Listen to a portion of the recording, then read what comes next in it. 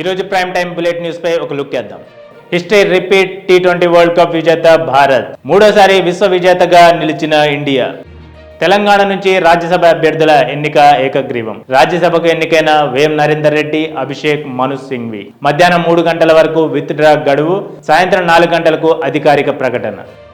31 కంపార్ట్మెంట్లో వేచి ఉన్న భక్తులు, టోకెన్ లేని భక్తుల శ్రీవారి దర్శనానికి 8 గంటల సమయం. నిన్న శ్రీవారి హుండీ ఆదాయం 4.19 కోట్లు. పంట రక్షణ కోసం ఏర్పాటు చేసిన విద్యుత్ వైర్లు తగిలి 2 ఏనుగుల మృతి. ఎర్రవారిపాలెం మండలం నెరబైలు దగ్గర ఘటన. పార్లమెంటు 2వ విడత బడ్జెట్ సమావేశాలు ఆరంభం. కాసేపట్లో పశ్చిమాసియా యుద్ధంపై విదేశాంగ మంత్రి జైశంకర్ ప్రకటన. కొత్త సుప్రీం లీడర్ను ఎన్నుకున్న ఇరాన్. ఆయతుల్లా అలీ ఖమేనీ రెండో కుమారుడు మొస్తబా ఖమేనీ ఎన్నిక.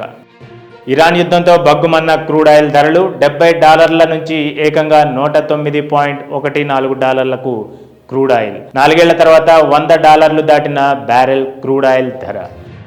ఏపీలో పలుచోట్ల రెస్టారెంట్లపై ఐటీ దాడులు. రాజమండ్రి, నెల్లూరు, విశాఖలోని రెస్టారెంట్లలో ఐటీ సోదాలు. ట్యాక్స్ కట్టకుండా బిల్లులు ఎగ్గొడుతున్నారని ఆరోపణలు.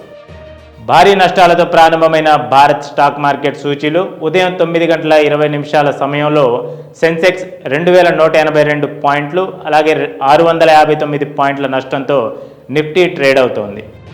గల్ఫ్ దేశాలకు క్షమాపణ చెప్పిన ఇరాన్, గల్ఫ్ నుండి దాడులు చేస్తే తప్ప ఇక మేము దాడులు చేయమని స్పష్టం చేసిన ఇరాన్ అధ్యక్షుడు. హైదరాబాద్ నగరాన్ని క్లీన్ సిటీగా మార్చాలి. 99 రోజుల ప్రజాపాలన ప్రగతి ప్రణాళిక అమలుపై 3 కార్పొరేషన్ల అధికారులకు సూచనలు ఇచ్చిన రేవంత్ రెడ్డి. పూర్తయిన పాత అసెంబ్లీ భవన పునర్నిర్మాణ పనులు ఆదివారం సీఎం చేతుల మీదుగా ప్రారంభం. ఇకపై శాసన మండలికి వినియోగం. Digital అరెస్ట్లో retire judge. 1,60,00,000 కొట్టేసిన కేటుగాళ్లు. కాలేజీ విద్యార్థులకు త్వరలో ఉచితంగా ఈవీ స్కూటీలు పంపిణీ చేస్తాం. అంతర్జాతీయ మహిళా దినోత్సవం సందర్భంగా తెలిపిన సీఎం రేవంత్ రెడ్డి. జేడీయూలో చేరిన బీహార్ సీఎం నితీష్ కుమార్ తనయుడు నిశాంత్ త్వరలో డిప్యూటీ సీఎం పదవి చేపట్టే అవకాశం.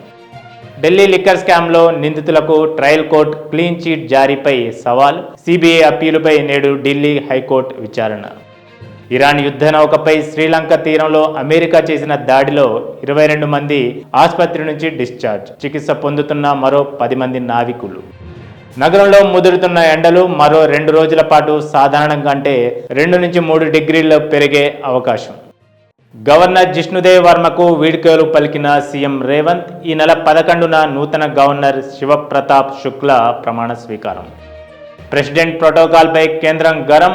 ప్రోటోకాల్ ఉల్లంఘనపై బెంగాల్ చీఫ్ సెక్రటరీని రిపోర్ట్ అడిగిన కేంద్ర హోంశాఖ. మరో 30 నెలల్లో పాలమూరు, రంగారెడ్డి ప్రాజెక్టు పనులు మొదలు. ప్రాజెక్టుల సమీక్ష మీటింగ్లో వెల్లడించిన నీటిపారుదల, పౌర సరఫరాల శాఖ మంత్రి ఉత్తమ్ కుమార్ రెడ్డి. మూసీ పునరుజ్జీవనం కార్యక్రమంలో ఏఐఎంఐఎం సాయం కావాలి. ఏఐఎంఐఎం అధినేత అసదుద్దీన్ ఓవైసీకి విజ్ఞప్తి చేసిన సీఎం రేవంత్ రెడ్డి. నా అనుమతి లేకుండా సుప్రీం లీడర్ని ఎన్నుకుంటే ముప్పే, ఎక్కువ కాలం ఉండరు అంటూ సంచలన వ్యాఖ్యలు చేసిన ట్రంప్. ఇవి ఇవాల్టి prime time bullet news. This is Riyaz signing off.